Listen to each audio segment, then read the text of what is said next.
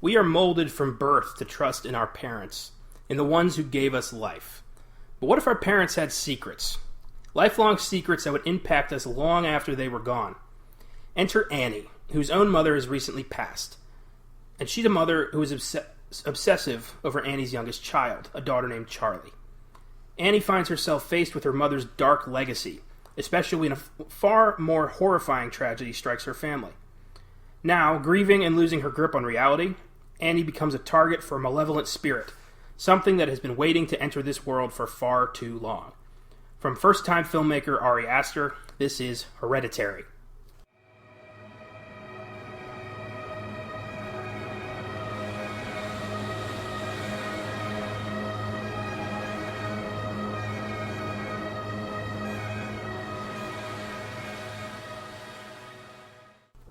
Ari Aster's sophomore effort Midsummer is set to arrive in theaters Wednesday, July 3rd, and we figured the timing was finally right to showcase a film that got under our skin and made us reconsider our own beliefs and the trust we have in our relatives. Trust me, folks, if you haven't seen Hereditary, close this out right now. We're going to spoil every second of this film, and if you're a horror fan or someone who just enjoys original cinema, you owe it to yourself to watch this. Get the hell out. Then, come back and listen, because isn't it more fun when you've seen the movie? Yes. Oh, yeah. This is Filmgazm, your weekly journey into films unknown, with me, Connor Eyzaguirre, as your guide into the ever-shifting, constantly evolving, treacherous landscape that is the horror genre. I'm joined today by Austin Johnson. How's it going? Personal chauffeur to King Payman, and my partner in crime. Hereditary is a film that we both saw in theaters about a year ago, and it has stuck with us ever since. The performances, the atmosphere, the story, the imagery, everything is malevolent and unnerving as hell. It's a film designed to get into your head. And from a first-time director, no less. But more on that later. In just 2 weeks, on July 19th, we'll be doing our fourth Weird Shit Wednesday on the production of the Godfather trilogy. Directed by Francis Ford Coppola and based on the novel by Mario Puzo, the Godfather series chronicles the reign of the Corleone family, an Italian crime family based in New York. Released in 1972, 1974, and 1990, these films are widely celebrated and considered some of the greatest of all time. Except for Part 3, and we're going to talk about why. Oh, yeah. Can't wait to revisit those. It's going to be a good episode. Yeah, I'm real excited. And real quick, I got a brief rewind for you on The Conjuring. I saw Annabelle Comes Home this past weekend, and I must say I am disappointed. Frustrating. Wasn't as scary as I'd hoped. I told you it was going to be one way or the other, man. I was really hoping. Like, everything told me it was going to be really good. Oh, yeah. Everything's there, yeah. It was predictable. And the Warrens are barely in it. Yeah, I don't like to hear that. I have not seen this yet. I might see it in theaters. After hearing all that, I don't know if it's worth my money. It takes place during the first Conjuring. So, like, the Warrens are, like, hiring a babysitter. Like, we're going to go take care of this. And then some weird shit happens at their house. Okay, yeah. The idea is cool, but it doesn't go nearly as far as it could have. I give it a 7. That's being generous, because there were some creepy moments, but that was kind of it, just moments. Yeah. And even those moments, I feel like we've seen it a million times. This movie was mostly jump scares. And longtime Conjuring fans will still enjoy it, but it's just not nearly as scary as the other ones. It should have been much better. I mean, this was an idea, like, everything the Warrens had ever defeated gets out. Yeah. That should have been unbelievable. Would that be better as like a Netflix TV show with like 10 episodes, something like that? Not really, because it's really all confined to just one house. Yeah. And it's a cool idea.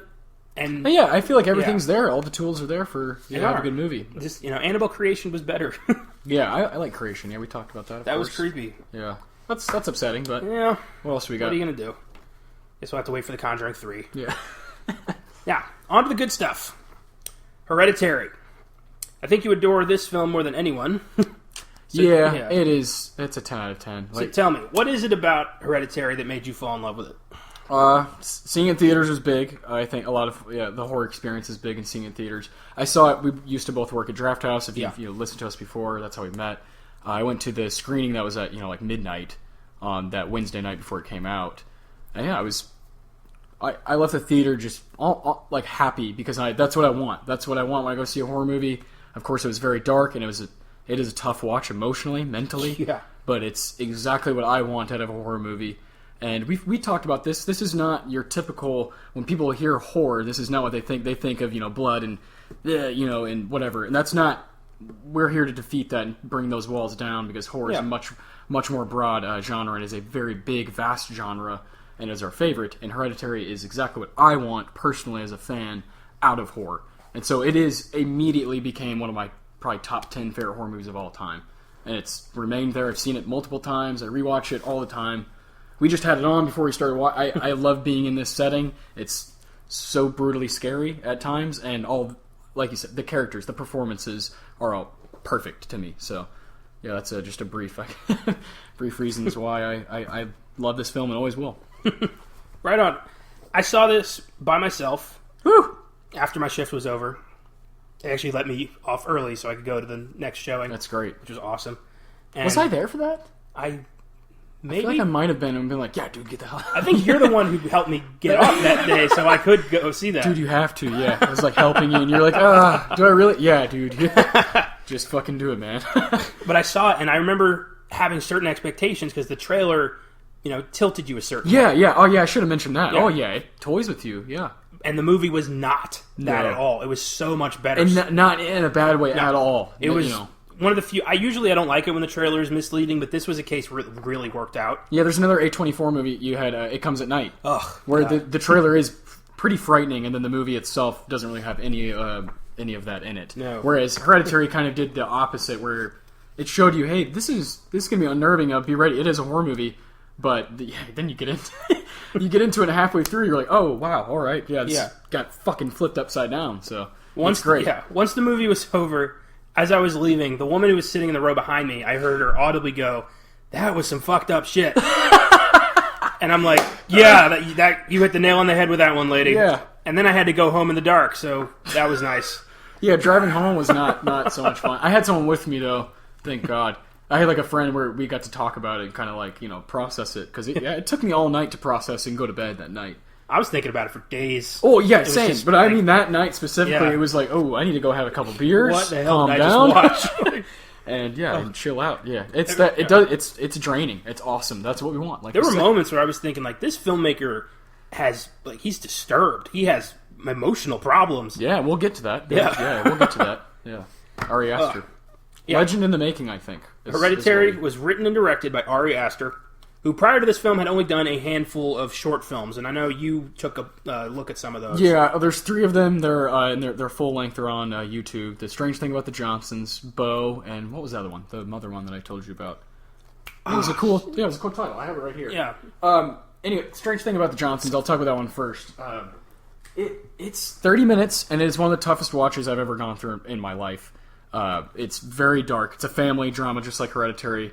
Within themselves, kind of battling each other. It is brutally dark. The other one's called The Trouble with Mom. And that one's about a mom.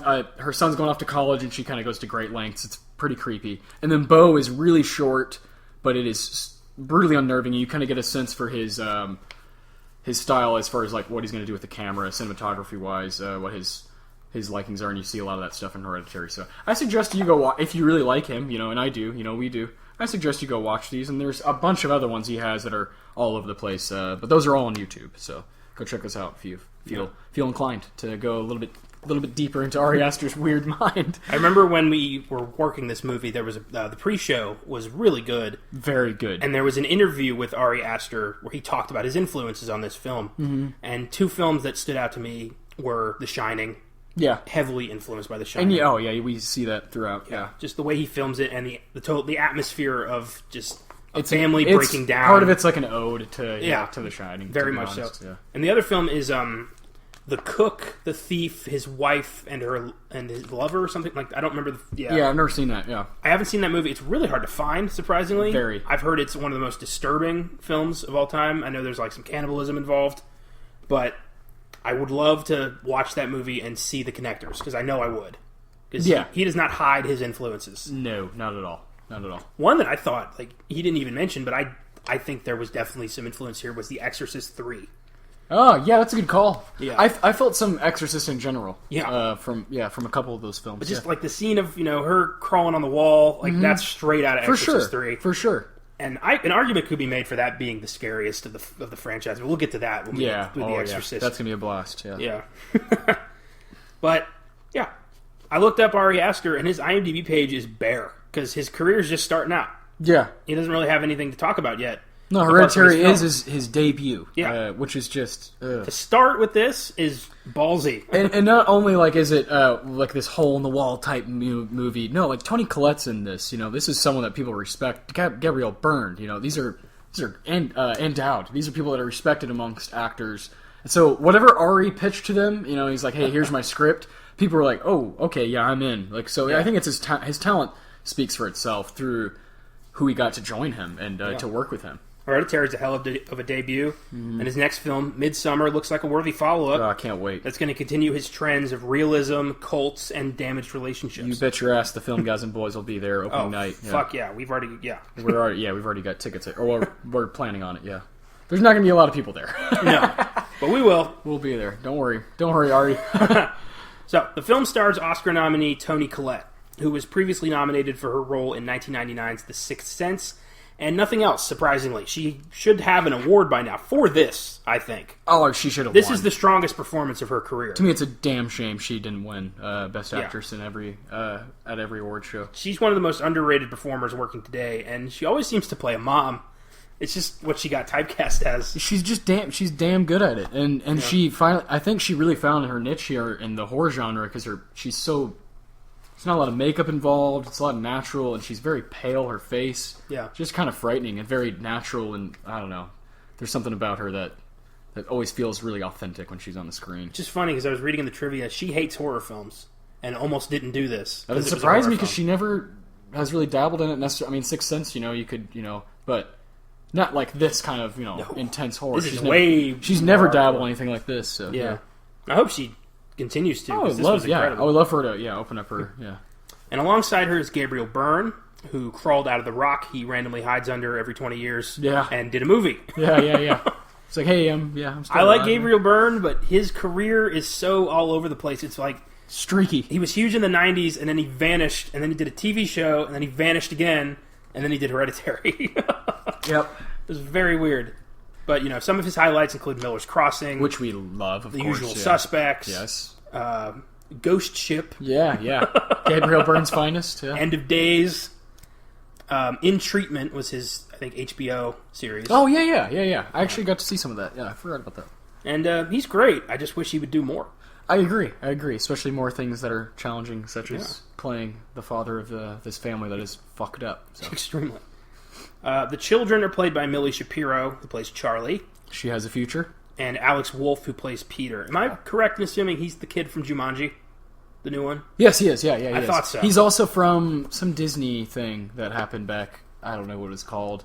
Naked Brothers Band? Holy I remember those commercials. He was in that. Yeah. Oh my god. He was in that. Talk about a... So he's been in the mix, What a change up. Yeah, but now he's, apparently this movie kind of messed him up. I get that, yeah. Mentally, He had to go to a dark place. It was, we said it was shot, 30 days? Yeah, about a month of him going in further than he's ever had to go to in his life for acting, so...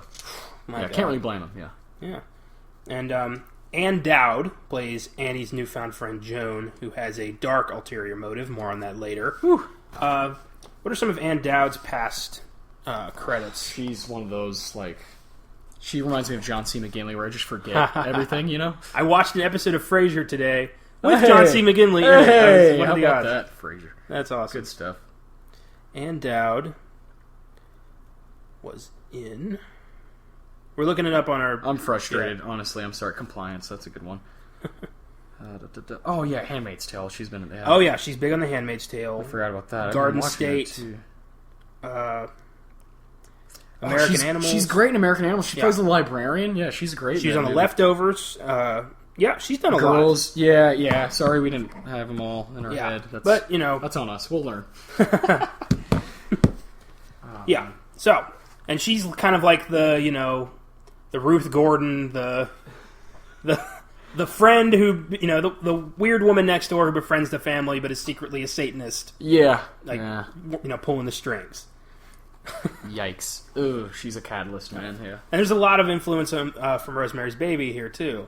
It's weird. A lot of the films we watch tend to somehow circle back to something. That's what's cool about horror, man. It's like they all take from each other and take influences and build off each other and use each other's stuff. It's the best, and it's beautiful. It's an endless cycle. Because it's friendly. It's not like a, oh, you can't do that. It's like, all right, yeah, okay, like you made that better. Yeah. I think if Stanley Kubrick were alive and he saw Hereditary, I think he'd be like, wow, you really like perfected my things that I did in The Shining. You really made them look almost better than I did because it's fucking 2018, 2019. That's how it goes. Yeah, maybe. I don't know. I feel like Kubrick would. I don't know, man. He was crazy. No, yeah. Oh, I'm saying if he were, this is hypothetically, yeah. and if he were like a normal person, he wouldn't, yeah. He probably wouldn't even see the movie. He'd be like, oh, it's not good enough for me, or something. He was weird, yeah. So Toni Collette plays Annie, a mother with a family history of mental illness, and a recently deceased mother who was obsessive over Annie's daughter, Charlie, who she claims was supposed to be a boy. That was the plan, but Charlie ended up being a girl and messed with the plan. More on the plan later. Charlie is distant, kind of odd, and she sees things. And she makes a weird noise, too. Yeah. Y'all remember that. If you've seen the movie, that's what sticks out. Kind of clicks her tongue. It's really simple, but it's so effective. We talked about with The Conjuring last week, the clap. And then this goes right with that, where it's just like, that's going to be a part of her horror culture forever. Oh, yeah. And Annie's son, Peter, is your typical American teenager. Just, wants to go to parties, checking out girls, smokes weed a lot. Yeah. And when Peter is forced to bring Charlie to a high school party, Mom insists Charlie goes with her because Charlie doesn't do anything. Their grandma just died. Yeah. And kind of pressures the son. That scene's kind of hard to watch for me, especially knowing on a second viewing. Yeah. It's fucking. Oh god. You're watching the mom. Yeah, you're watching Toni Collette, Annie, convinced like, oh well, did you ask Charlie if she wanted to go? And he's like, I don't know, man. Like, he's like, I'm just trying to go to this party. Maybe make out with a girl and come home. Mom should have known better than to have her high school son take her 13-year-old daughter to a party. Yeah, this isn't fucking youth group, man. No. Like, this is a high school party, and she even asks, "Is there going to be drinking happening?" He's like, "No, we're not old enough." And she's like, "That's a crock of shit. What are you drinking?" He's like, "No, like I'm driving. I'm not drinking." And it's like, even if you have to ask those questions, don't let your middle school age daughter go to that, man. That's bad parenting. Come on, Annie. And at that party, Charlie eats some chocolate cake, which unfortunately has nuts in it. And her brother's in the other room smoking weed, being a degenerate. He's hitting on a girl. It's high school. Yeah. And Charlie's throat closes up because she's deathly allergic to nuts. Yes. And she's freaking out, and Peter's like, oh shit, we got to get to the hospital.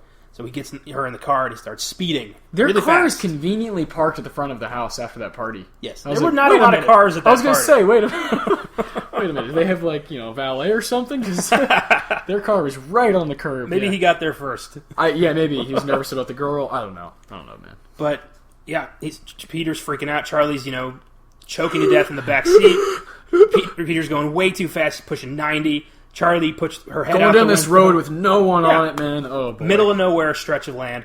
And Charlie sticks her head out the window for breath, and Peter swerves to avoid hitting a deer carcass, and Charlie's head hits a pole at 90 miles an hour. Like a solid wood telephone pole just takes her head off. Like, clear off. And Peter just slows the car down and just sits there in absolute shock. And just like we are sitting there in absolute shock. Because this goes back to what we were talking about earlier with the trailer. You're led to believe Charlie's the main character of this movie. That she's going to be kind of the catalyst of everything that goes on. Yeah. And she dies not even halfway through the movie, and you're like, whoa. And not even that, dies in the most horrific, it's brutal, mind-shatteringly way possible. Like, it's so uncomfortable. And yeah, like I said, when Peter's sitting in the car and he's speechless, all he said, he barely utters, he's about to say, "Are you okay?" Yeah.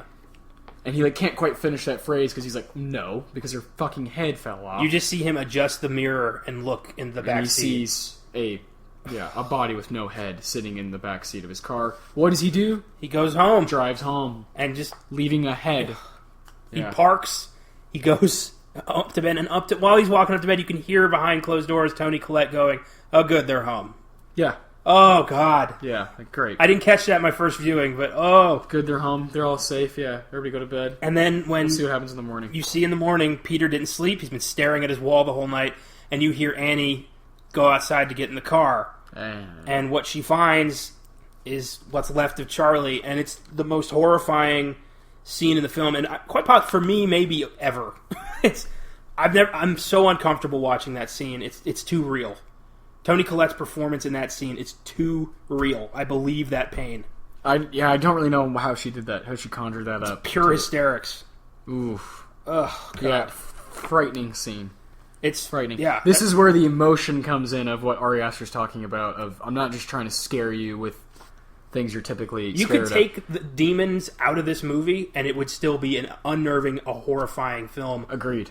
That's what I love about it. Agreed. It could honestly be a 30-minute short or 40-minute short of what's happening at the beginning. Yeah. And end with that scene and just be like, oh, well, fuck. Like, that was fucking brutal, you know? Yeah. There's almost like, stages to this film, and that's, kind of what horror does. It takes you through different phases of what's going on in this. Horror is definitely it's a series of film that it's a genre of film that needs the act structure. Yeah. It needs the setup and the rising action and the climax and the conclusion. And it all needs to work. Yes. For me to like it. But Charlie's death causes the family to disintegrate, with Annie and her husband Steve at odds. Annie blaming Peter for what happened and hating him for it. Peter hating... She builds a model. Yeah. She builds a model of this, and she says it's a... What did she say? A neutral... It's a neutral view of the accident. Of the accident, yeah. What the fuck? And it's literally, to anyone who hasn't seen the movie, if you're still watching, what are you doing? But it's, it's a model of the telephone pole and the car and the head on the ground, and she's building this. The mom, Annie's building this. And yeah, the husband, like you said, is at odds. At this point, he's like, are you crazy? Yeah. Do you really want to bring that back into Peter's mind? Like, you really want to do that? She didn't give a fuck about what Peter wants. Not at all. At that point, her and Peter might as well not be mom and son anymore at that point. Because they weren't. They're being torn apart by greater powers. So I mean, the dinner scene kind of pretty much sets that all up. Jesus Christ. Where Annie and Peter finally I guess that's where we're at, huh? Or, yeah, roughly in the rundown. Jeez, man. This could maybe be the best scene of the movie. Maybe not the scariest, maybe not... It's the most powerful. It's just... these three people eating dinner together, and none of them are, like, on the same page. No. At all, as a family. They're, like... Dad's just trying to hold it all Dad's trying to protect the son. Peter is racked with guilt. Yep. Annie hates It's madness. It's chaos. They're eating dinner, and it's chaos. Like... Yeah. Ooh. Jeez, dude. One time I've seen it a lot. I've seen it maybe 8 times. I was watching it while eating dinner, and I remember going through that scene. I stopped eating. Like, I remember just kind of, my jaw was dropped. You were sitting at the table, and I was sitting at the table like I was with them, and I was like, I'm not hungry anymore. So let's finish this damn movie. But soon after that, Annie encounters Joan, who she meets at a grief council group. Here we go. And she becomes friendly with Joan. Joan also lost her son, so she claims, Louis. And Joan becomes kind of an outlet for Annie to grieve on alone, because God knows she can't do it with her family. Yeah, and Joan becomes this person that is willing to listen to these problems. And, she's been through this too. Yeah, but continue. Yeah, this is a great part of the film where we start getting introduced to this character, and now there's different things in play. And one day, Joan tells Annie that she met a psychic medium. That's right. At the I love that scene because she catches her at that store at like a Jones it's like Fabric a Home Depot. Like a Hobby Lobby.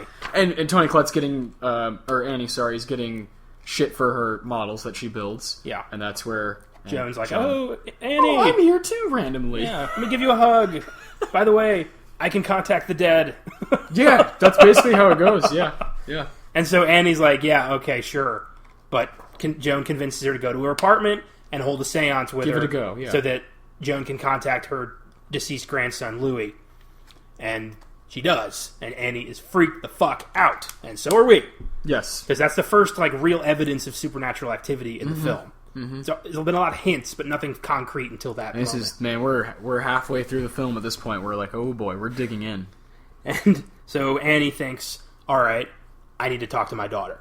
So she takes this scrap of paper that Joan tells her to read beforehand, brings it home, and reads the thing, and has a seance with her husband and son after convincing them to play along, and does the same thing, contacts Charlie, and moves the glass, and both of them are like, oh my god. What are we doing? Yeah. And soon after that, Annie channels Charlie's spirit, possibly. She might just be losing her mind. Yeah. We're unsure if Annie could have lost her mind at the beginning of the film. We don't know. Considering the end of the film and what Charlie really was, I think she was losing her mind. Because Charlie never acted like that ever. No, and that's even sadder. Yeah, it is. And she learns that this seance was not kosher. And no, it's not. Yeah, she's reading from like a card. This is not organic at all. It's not. Yeah, it's not safe. And she learns that she has invited a dark presence into her house. Something that is... within her family. Yeah. Now she has her son and her husband involved. Something is after her son now, specifically. It attacks him at school. It causes her to sleepwalk again. That scene when he, boom, hits his head on the desk and screaming. Yeah. Whew. And... The scene with Peter crying during the... Oh, man. He's, like, just lost it at this point. Like, Mom, what are you doing? Like... Weeping. I can't even imagine going to that place. Oh my god. It's frightening. And Annie does some research after she realizes that she fucked up. She goes to find Joan. Joan's nowhere to be seen. And you find in her apartment a pentagram with Peter's face in the middle. Yes. And just an empty place. That's when we have... Alright, let me say. That's when we have Toni Collette's walking through the hallway to get into Joan's apartment. And we have the exact same pan up from The Shining when you're like in the hotel and it pans up to the ceiling. Same exact move he just stole, and it looks so fucking cool. And I remember catching it when I was like, oh my god, it happens quick, but I was like, that was perfect, because now everything's come to a head, and you kind of feel like I'm in the middle of one of the scariest horror movies of all time now, and it's really cool. You kind of enter a void at that point. And those camera tricks in The Shining were considered... unnerving and weird, because it's not the normal way of movies filmed. Yeah, of necessarily turning like, look, with your, yeah, it's really hard to explain. So by using that again, it makes you uneasy. It makes you feel that something's not right here. Yeah. Oh, it's so subtle, but it's done so well. Yeah, that's one of my favorite parts of the whole movie. It's when she's like rushing back to the apartment. Yeah. To the apartment, which is great. A lot of Rosemary's Baby stuff in there, I feel. A lot of fucking vibes. Apartments, man. Yeah, and when she goes back, when she goes back there, you can just feel... Toni Collette's energy is like, what did I do? What exactly did I make a pact with the devil himself? Close. Pretty much. Pretty much. She does some research. She goes and digs through her mother's things because she realized that...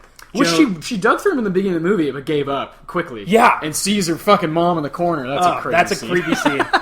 But she goes back. Now she's like, all right, now I need to go back to that stuff and figure out what's going on. And also in the background this whole time, it's told... subtly that Annie's mother's grave was desecrated.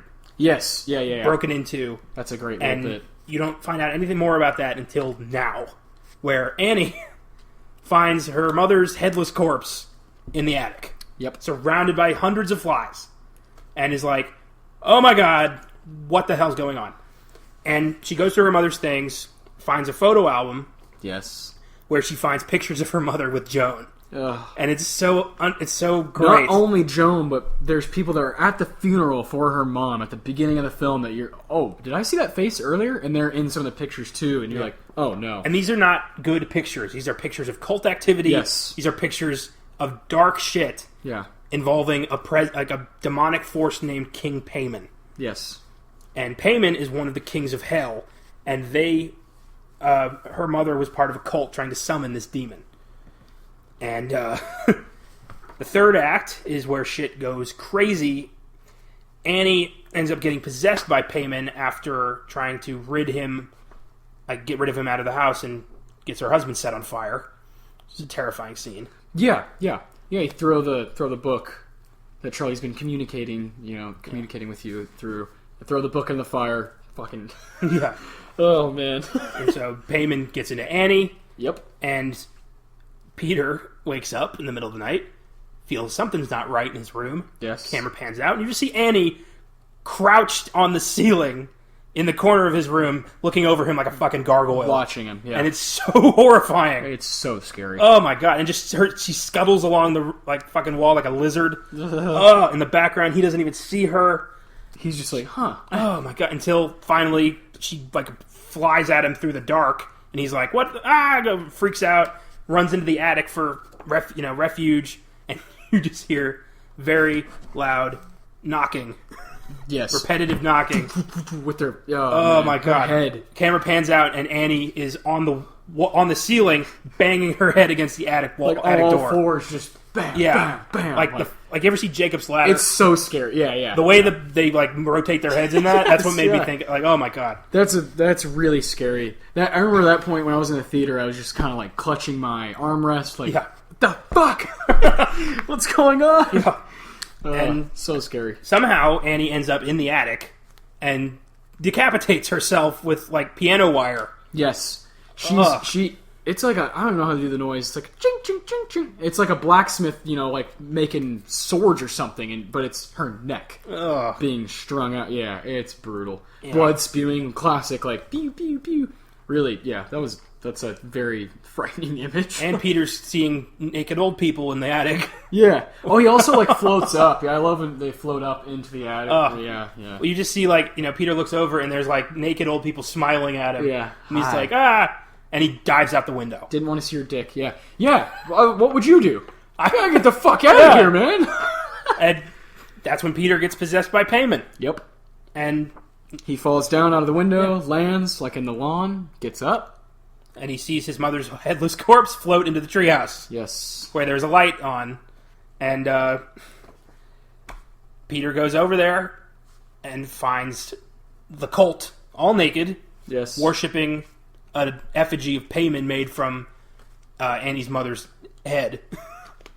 And Annie's mother's body and Annie's headless bodies kneeling before him. Yes. And Jones in the crowd, she informs Peter of who he truly is, that he is possessed by the spirit of Charlie, who was in fact the demon Payman.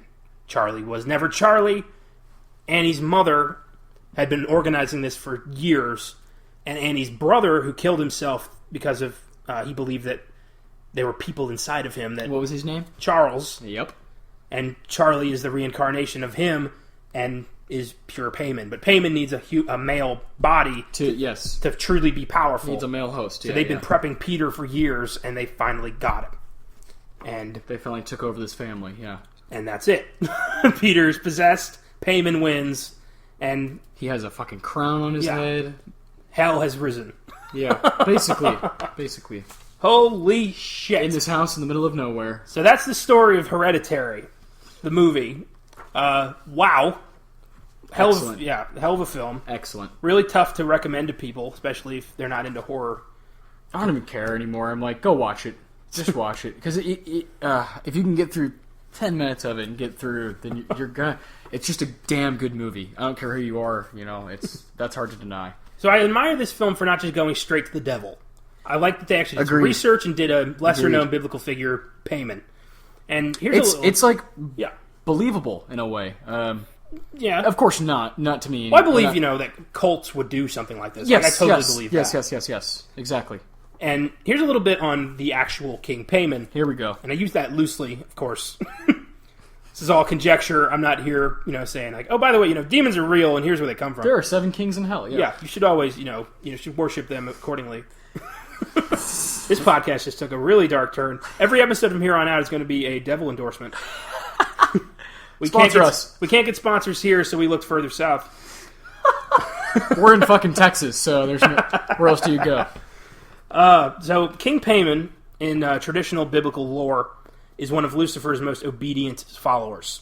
He rules the 200 legions of hell, is connected to the Tree of Death, and first appeared in an anonymously written grimoire from the mid-1600s called the Lesser Key of Solomon, also known as Clavicula Salomonis Regis. And he's technically not a demon, he's a jinn. And jinn are supernatural creatures in Arabian mythology. They're kind of like genies, but without the 3 wishes. They're demonic forces trapped in entities like a bottle or a lamp. Yeah. And when they're let out, they wreak havoc. They don't sing like Robin Williams. Yeah, no, that's not what happens. No way. And Payman's one of these, and he appears in the form of a man sitting upon a dromedary. I don't know what that is. With a crown most glorious upon his head.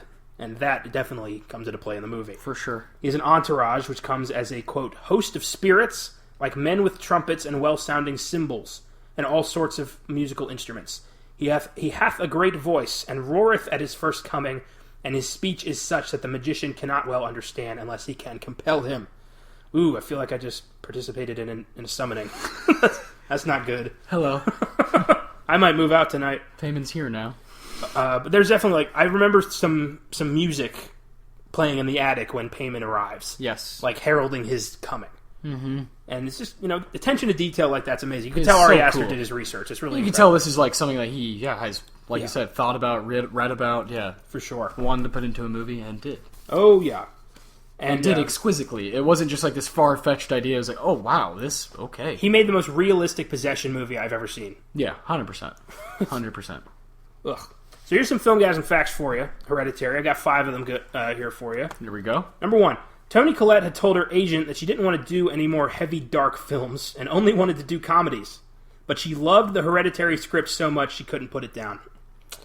That's great. That's what I'm saying, man. His talent got Toni Collette to get on board. Number 2. Ari Aster wanted to go for scares that were emotionally justified rather than solely leaning on traditional jump scares. And I fucking respect that so much. That's what we love. It's why this film has stuck with me for a year now, because it's not just blah. All my favorite horror movies are what they do. I remember I read somewhere somebody compared getting scared by a jump scare in a movie is like laughing at a comedian because he tickled you. It doesn't count. It happened, but it doesn't count. You didn't work for it. That's great. I love that. I love that. Number 3.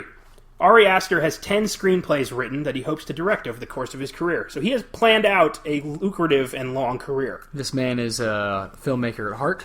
Yeah, definitely. We're ready. I'm ready. I can't wait. I'm ready for him to be the next thing, to be the next big thing in horror. I think he's on his way. Absolutely. Number 4. In an interview, Alex Wolff explains that he wanted to actually break his own nose for the scene where his character slams his head into a desk. Ari Aster respectfully declined that offer and told Wolff they'd give him a soft, cushioned desk for the scene. When it was time for the scene to be shot, Wolff slams his head onto the desk only to discover that the top was foam and the bottom was hard. He dislocated his jaw for the scene. Man. Wow, that's commitment. Yeah, he's the man, dude. He wanted to break his own nose, and they're like, you don't have to do that, and then he broke his jaw. Jeez. No, you're good, man. Yeah. Poor guy. Number 5. Hereditary is inspired by an apparent curse over Ari Aster's family that seemed to bring them bad luck over a 3-year period. So somebody in Ari Aster's family worshipped Payman. Yeah. If you read it that way, yeah. I mean, who knows? I would love to hear more about that, or maybe there's more of a biographical type movie that he has in mind about that. That'd be great. Maybe he spent a brief time in his teens in a cult in Iceland, or where the fuck Midsummer takes place. Norway. Jeez, dude. What a guy. So that's the gist of Hereditary. Solid flick, unbelievably horrifying. Masterpiece. I give it a 9. It's a 10 for me. Fantastic. Yeah. It's been an 8 for a while, but I bumped it up to a 9 recently because it really does deserve to be just... I don't want to use the word worshipped because that's too much. Too many implications there. You should worship Hereditary. I love the name of the movie. I think that's a great title. Yeah. Hereditary is a really cool title. It's all about, inheritance and what you have to deal with. The sins of the father, or in this case, the mother. Yes. It's, you don't know what kind of deals your ancestors have made or your relatives and how that's going to affect your life one day, when something comes, collecting. I'll point out one of my favorite lines from Magnolia. My favorite movie is Philip Baker Hall says, "We're done with the past, but the past is not done with us." Fuck! Oh, I love that. That's good. Yeah, it's a great bit when he says that. You got to see that movie because that scene when he says it. Yes. Like, whoa. Yeah, it's really cool, and that's how I think about when I think about horror a lot, especially when it has to do with family and ancestry. It's like, oh boy, you have, like you said, you have no idea what your family has done, what sins they've committed, and if all this stuff is, if these things that we do are if we're held accountable for them. Yeah. Who knows what can happen to your family and what what kind of stuff could be hindering you. Oh yeah. You have no idea. Yeah. And what are you going to do that one day will affect generations of your family in the future? Yes. Don't join any cults, guys. Don't any creepy ladies who want to do a seance with you outside of Home Depot. Don't do it. Don't summon anything. Just say no. No demon is going to give you untold riches. That ain't happening. I'd rather you say no to the devil than drugs. So say no to the devil. Don't. You take as much heroin as you need. Yes. But don't summon payment. Yeah, don't do that, man. For the rest of us. Yeah. Oh my God. So, yeah, Hereditary is a fantastic family drama that's laced with seriously unnerving horror. Hell yeah. And what would you say is your favorite scene, if you had to pick one? Favorite scene? Whew! I mentioned earlier the best scene I think might be the dinner scene. That might be my favorite, too. If I had to, I'll probably put them hand in hand. Okay. Everything comes to this screeching halt with these three characters who I think all did a damn good job. I'd like to talk about Gabriel Byrne for a second. We can touch on him. Sure. I think he's been someone that people nitpick at that have seen this movie that say, oh, he was kind of weak, or, oh, what do you want his character to do? His character is this kind of clueless, and doesn't really believe in this stuff. He's kind of naive. There's a scene that you pointed out to me before we started recording about him crying. Yeah. Breathtaking scene from him acting-wise, and you feel for him. You're with him. You're like, fuck these crazy-ass people. Like, I just want to keep my son safe. You know what that... He's calling, like, there's a scene where Gabriel Byrne calls Toni Collette and is like, Peter's calling me from school crying. Like, what the fuck did you do? That's not easy to do, man. And to figure all that out and sum that up is not easy to do for these people. And Gabriel Byrne gets some hate, gets some flack. So does Peter Wolf, or Alex Wolf, for some of his stuff that he did with, like, crying and that. That's bullshit. Horse shit. Don't listen to any of that stuff. Go watch the movie yourself. Because I think everyone is top notch in this movie. All four of the family, and then Ann Dowd as well. They're all perfect to me. I agree wholeheartedly. Hell yeah, especially on Gabriel Byrne. I think. Yeah, man. You watch it. You got to watch it a couple times to see his what he offers to the table. Because he's the only character in the film who isn't. He's us. He's kind of the audience. Just kind of like He's not a target of payment. He's just along for the ride. Yeah, and he's forced to deal with the death of his daughter and the tremendous guilt and just mindfuck by his son, and his wife resenting his son and just losing her mind and spiraling in her own way, and he's just left to pick up the pieces. And I can understand his reservation. And I thought Gabriel Byrne accomplished that tremendously. Hell yeah. So what's your favorite scene? If I had to pick, it's definitely when Andy finds the body. Yeah, just zooming in on scary, Alex man. Wolf's face, and you just hear her panicky, freaking out hysterically because she knows her daughter's dead, and that's a tragic feeling. Obviously, that the worst thing a people parent do go through, and that's how I imagine it would sound like. That's what scared me the most. I believed it. Oof. So, on the lighter side, I'd like to talk about what happened this week in film. Oh yeah, it's been a big... I finally saw fucking Toy Story. Oh yeah, Toy Story 4. I thought it was great. Yes, it was. It was really good, and Woody stole the show. Yeah, we knew that was going to happen, but it was great. It was really entertaining. I always love going to those kids movies too, because you're like, oh wow, I was only in this theater for 2 hours. Like with the trailers and everything, that's great. Yeah. Now I can go home and live the rest of my life. So I like that. That's something I look for, and everything is time relevant now. But yeah, I really enjoyed everything about Toy Story 4. I thought there was nothing wrong with it. I thought it was really funny. There were a couple times I cried, and I think that's it. I think that's it for that.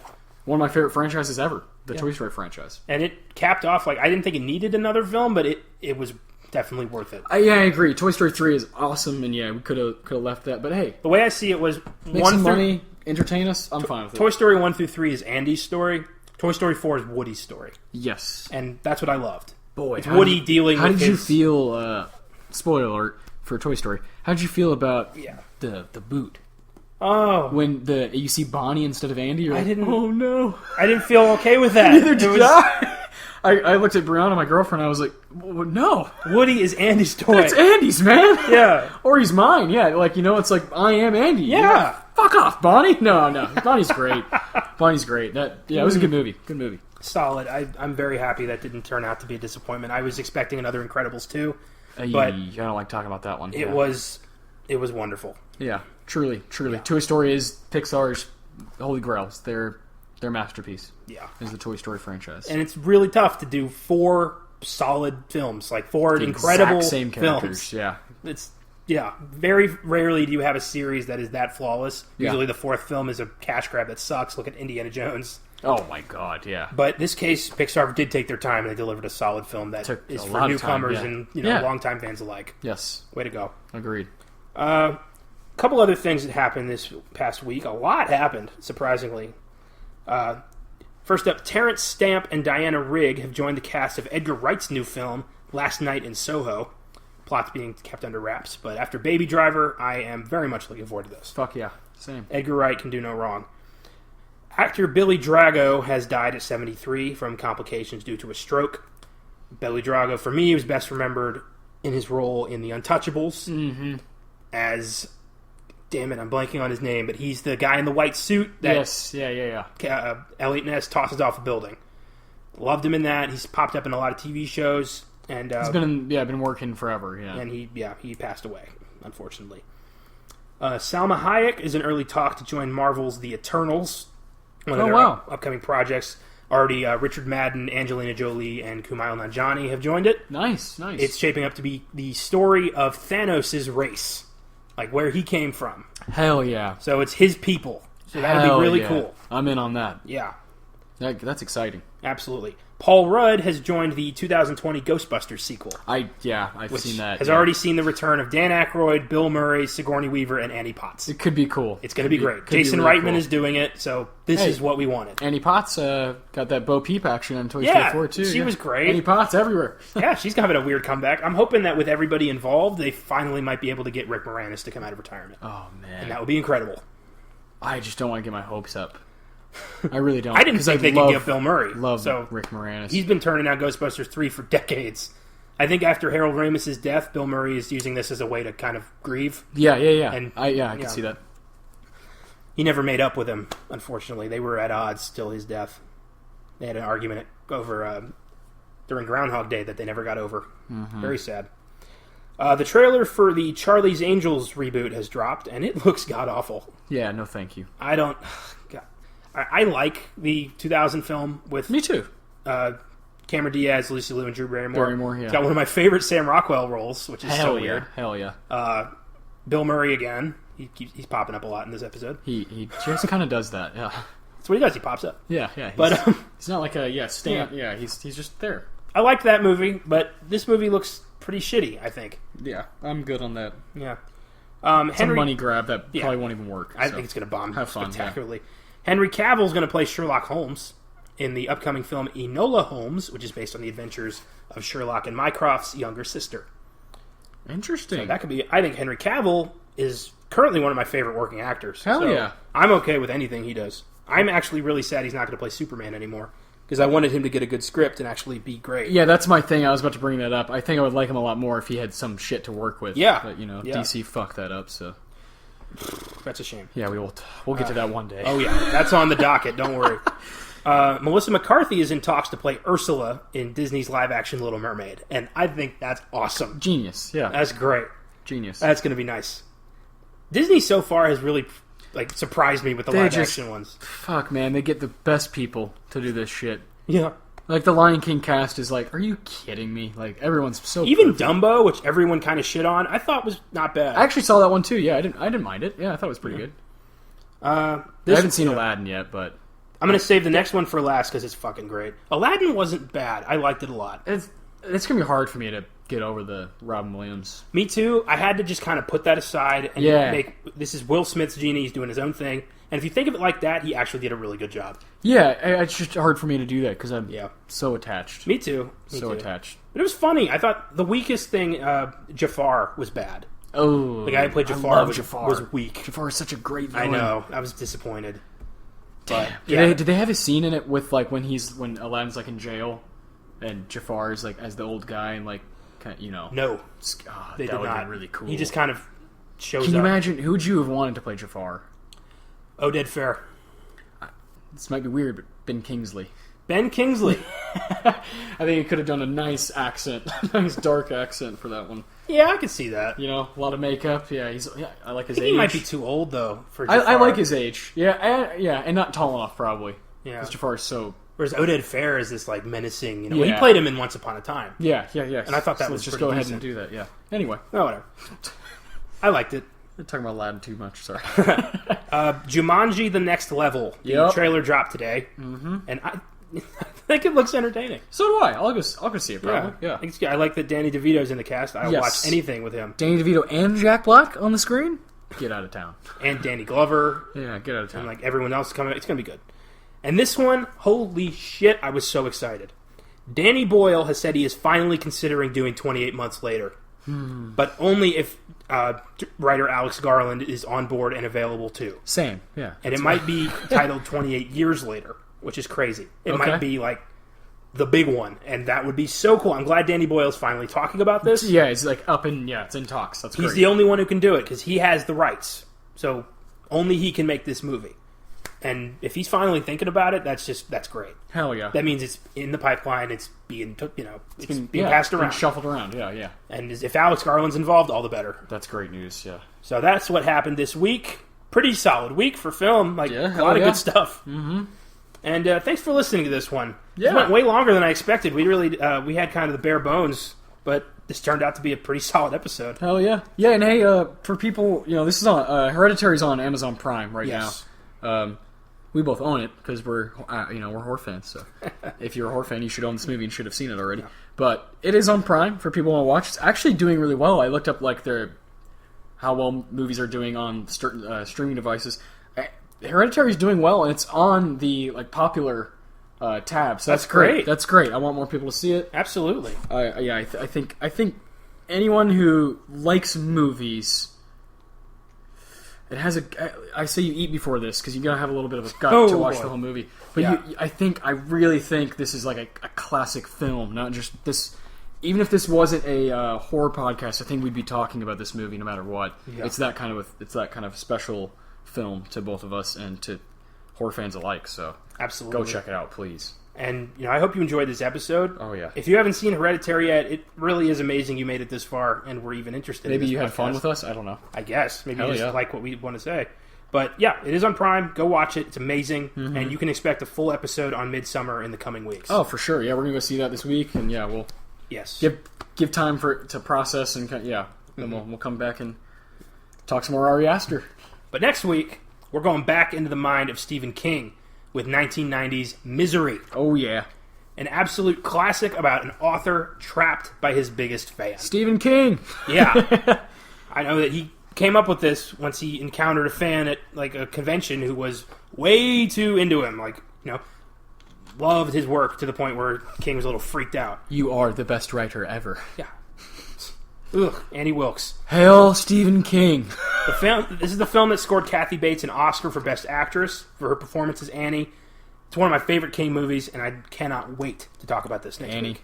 Annie Wilkes is one of King's best villains. Annie. We got a lot of Annies on the board. Connections. And Dowd. Oh, yikes. What are we doing? And after that... I gotta get out of here. After that, it's going to be Weird Shit Wednesday once again with The Godfather. So, a lot of cool shit coming in the next couple buckle weeks. Up, yeah. And if you've made it this far, perhaps you're willing to go a little further. Feel free to leave a review or a suggestion on iTunes, YouTube, Podbean, any of our social media. We're on Facebook, Twitter, Instagram. And, you can email us. We love feedback. I want to thank Austin for joining me today. Oh, yeah. And seriously, watch this movie. Yeah, hell yeah. It's one of the few movies I've seen that has genuinely scared the absolute hell out of me. And with that, there's only one thing left to say. Hail Payman!